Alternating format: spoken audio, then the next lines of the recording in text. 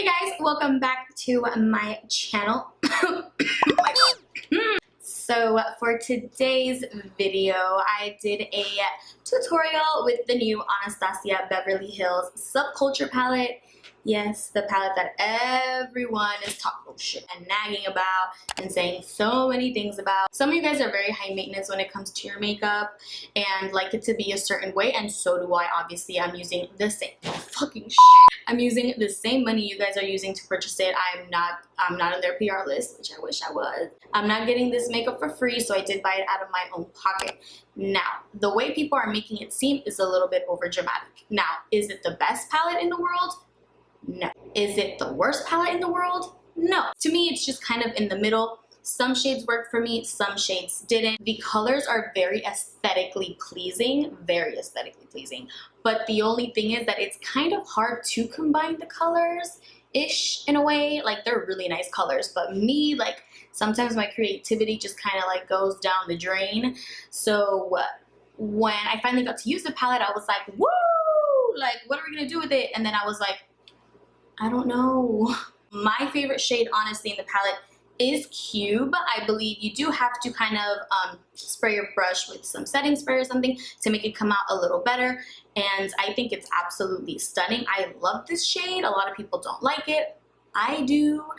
This weekend I also used Adorn and I placed that with my finger. Absolutely gorgeous. I loved it. It gave a beautiful color payoff and I didn't even use setting spray. I just used my finger. The yellows I used in the picture that I posted on Instagram yesterday, and I love the yellows. What I do have to say about the shadows is that they do tend to oxidize just a little bit, but again, I don't really mind it. To me, as long as the end product looks nice, that's all I care about. My favorite color in the palette other than Cube is definitely Roxy. Now, I did see a video on Twitter of someone like kind of dusting their brush in the palette and it was coming off. I do tend to like have a lot of fallout, but in my Modern Renaissance palette, I do have a little bit of fallout, which again, I don't mind.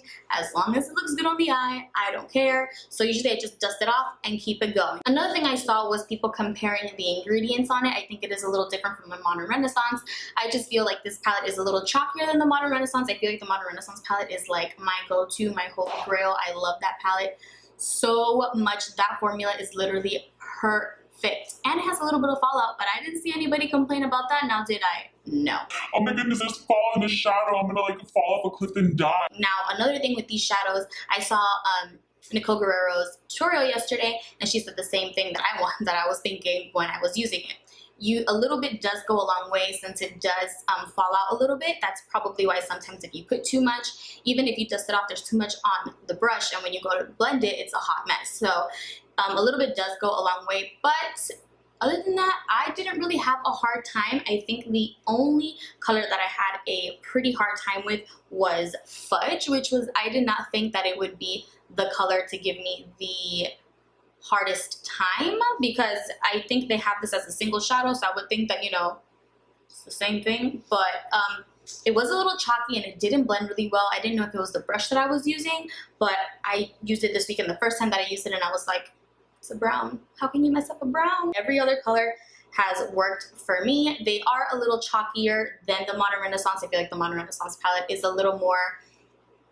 like easier to blend. These aren't super hard to blend. It's just you have to really take your time, get the right brush, and you can make it work. I think how I feel about this palette is you can make it work. You really can. That's my opinion on it. Don't kill me for it. I'm just being honest. It's not my favorite. It's one of my favorites to look at because the colors are absolutely stunning. Like, I just want to like post it and just like keep it like right next to me, you know? Like I said before, it's not the best, it's not the worst, but how people are making it out to see, like, it's not that big of a deal. To me, it really, really isn't. I want to keep it short and sweet about the palette. I would swatch and do all that fun stuff and describe each color and everything, but there's a million other videos out there that you guys can see. I really don't see why I have to do it again. Again, I'm just being me. I'm just being honest. So if I were to rate this palette from a 1 to 10, I think first number that pops into my mind is probably 6.5, 7. So like I said, it's like right smack right there in the middle. but I like it. I love the way my makeup came out. I did not have a hard time at all. I'm just being honest, and you guys are gonna see in the video, it really didn't give me a hard time like it does for everybody else. Maybe it's just different in batches, maybe it's just how people use it. At least with this and the look that I did yesterday, I haven't had any complaints. And another thing, if you guys don't like the palette, if you guys have something to say, just say it, move on, and return it. You really don't have to make a big deal. I really hate seeing all the tweets and Norvina being tweeted all these mean things, and I'm just like, it's just a palette, people. If you don't like it, just return it. You get your money back and that's it.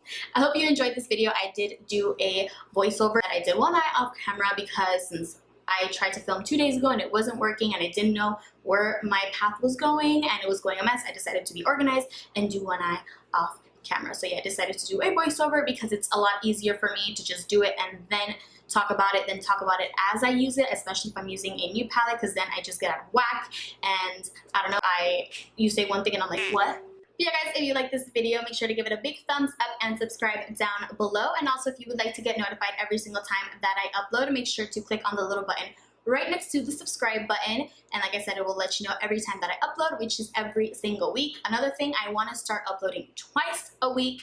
I don't know what exact days because again, I'm always out of whack.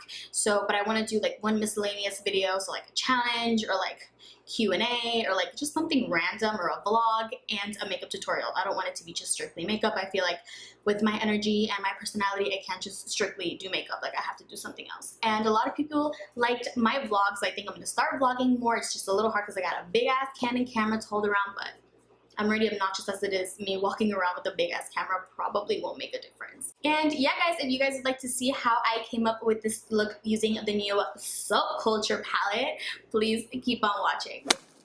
Alrighty guys, so to get this shindig going, I'm just going to go ahead and prep my eyes like I usually do with some concealer and just kind of clean up my brows under as well. I did do my brows off camera because we all know that takes forever, and I did kind of speed up this part of the video because I didn't want it to be too long and get you guys annoyed at me because I'm already annoyed of myself.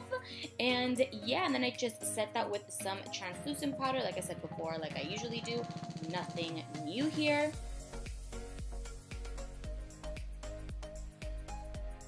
And then I went to go check if everything was fine because your girl is blind as a bat and wasn't wearing my contacts. And here she is in all her glory, the Subculture palette. So to get started, I'm taking the shade Dawn and I'm just going to basically put that all over my eye as a base. This shade worked perfectly fine for me. It looked like any other bone color, neutral color, whatever you want to call it. It literally worked like any other shade for me. It didn't seem hard or anything to work with. It looked perfectly fine. Then I'm taking my favorite shade in the palette, which is Roxy, which is this pinkish peachy color, and I'm going to put that all over my crease as our transition shade for the other colors. I absolutely love this color. I love how it blended out. Like I said guys, I'm not lying. Look at the video. I'm clearly not having any trouble blending it out. It blended out like a dream, honestly. I may not be any makeup professional, but to me, this was extremely easy to blend out. It was true to its color. At least this color is. This color gave me absolutely no problems. Then next, I'm going to go in with the shade All Star, and I'm going to put that on my outer third, start building up that color under my crease. Now, like I said before in the intro, a little bit does go a long way, so I literally just patted a tiny bit, and then I'm going to start building up the color little by little and start blending it out a little bit towards my inner corner and out. And basically just working in that color slowly and picking up color little by little. If you do get too much of the eyeshadow, trust me, like any other eyeshadow, it's going to give you a hard time and a hard blend to make it even, at least in my opinion. So it's always best to just take your time and build up the colors little by little, especially this palette is a little powdery when you do pick up the product, and it does pick up a lot of product. So my best advice is just to pick up little by little and then work your way out.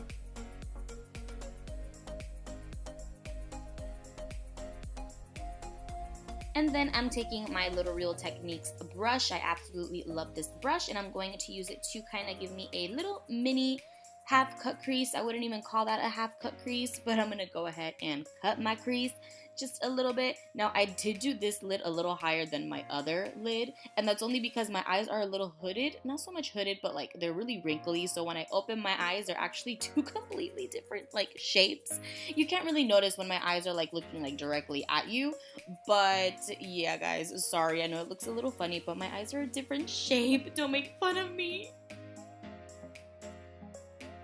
And then as I wait for my concealer to dry, because I do like to let it dry a little bit, but on its own, I'm going to take the shade Cube, which is one of my favorites in the palette, and I'm just going to put that on my brow bone.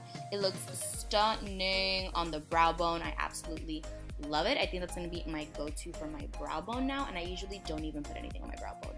And then I was getting a little impatient, so I went back in with a brush and just kind of blended out my concealer. Then I went back in with the shade Cube and I put that on my lid. Now you do have to build it up a little bit. I don't know if it's because I decided to use the smallest brush in the world, but I'm not too precise. I do have a heavy hand, so I always like to go with a smaller brush instead of just messing everything up. And yeah, you just build it up and it works perfectly fine. It's not the brightest color to put on your lid. I did expect it to be like a little more like iridescent and bright, but nonetheless it still looked really, really nice. I like it better how it looks on my inner corner and my brow bone than it does on my lid, but again, I don't mind it. I think it looked very cute. Then I'm going back in with the shade Roxy, and what I'm going to do with that is just place that color right where my cut crease ends and where the dark shadows meet, just so it has that seamless blend and it doesn't look so harsh with the darker colors. Now every time I go to use the Roxy, I just think of Roxy from Chicago. Is anybody else obsessed with that movie? Because same. And yeah, I'm just going to go ahead and blend that out, and then I'm gonna go back in with the shade All Star and I'm going to darken it up and blend everything all out once again.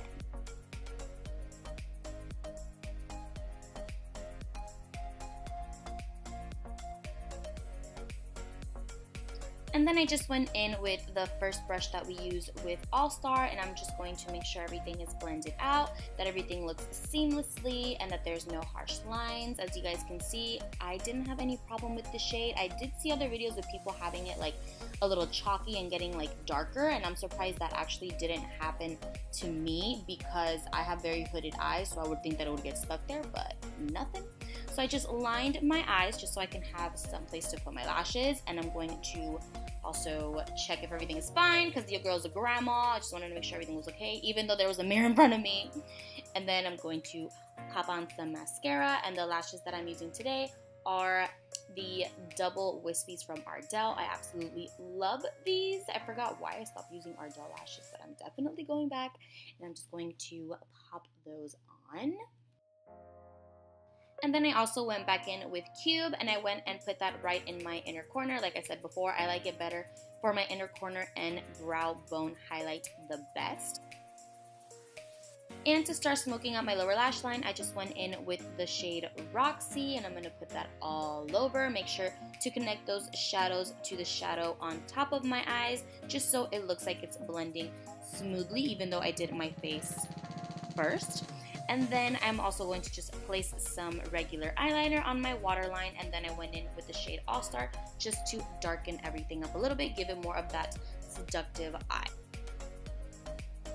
And yeah, guys, that's basically it. Then I just went and put on some mascara on my lower lash line. I will leave all the products that I didn't mention on the video down below, as well as the ones that I did use. I just wanted to focus on the palette and my eyes. And I also did put on there my highlight and lip.